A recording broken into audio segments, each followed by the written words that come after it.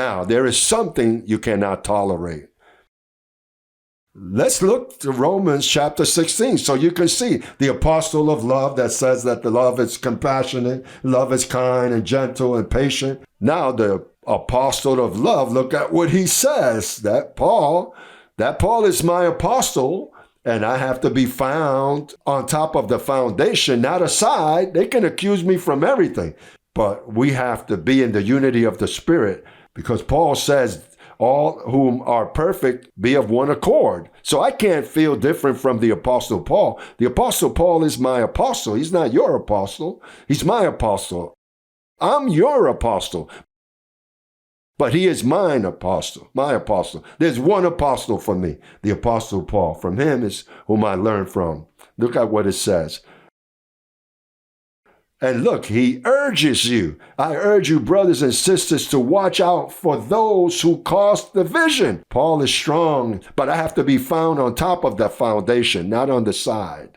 I can't love more than God. So look at what it says. I urge you, brothers, that you watch for those who cause division and obstacles in your way that are contrary to the teachings, your doctrines you have learned. Keep away from them. Be careful. Don't love more than God. Oh, no, he said he's a good man. I think the apostle is in fault here. No, I'm not in fault here. I did not slip up in this. I support until the gray hairs as my father.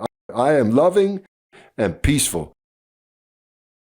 I haven't slipped. When you don't see a pastor here or someone here, it isn't for the lack of love, because what can he do to avoid us from loving him? What can a son do for you to avoid loving him?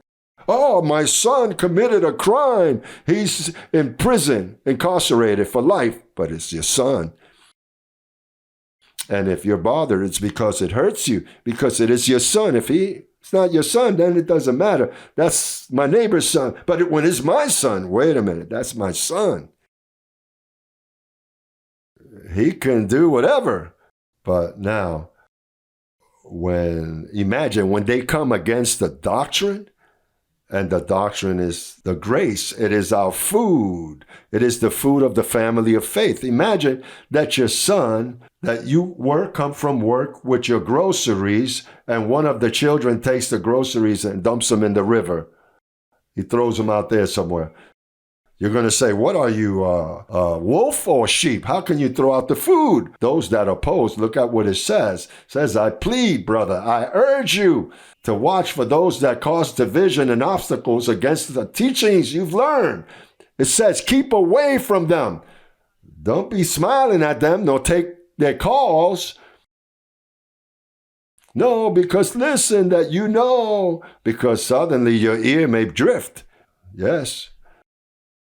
It says, for those who are such do not serve the Lord Jesus Christ, but their own belly, and with soft words and flattering speech deceive the hearts of the naive, the simple. Now look, when someone leaves here, right away they start forming a little group. They open a little kiosk out there and begin to speak with those they can. Now why are they opening that kiosk? Because they love the Lord? No, because they see economic potential. And those that leave, that's what they begin to do. That's how thousands of religions became registered in Washington,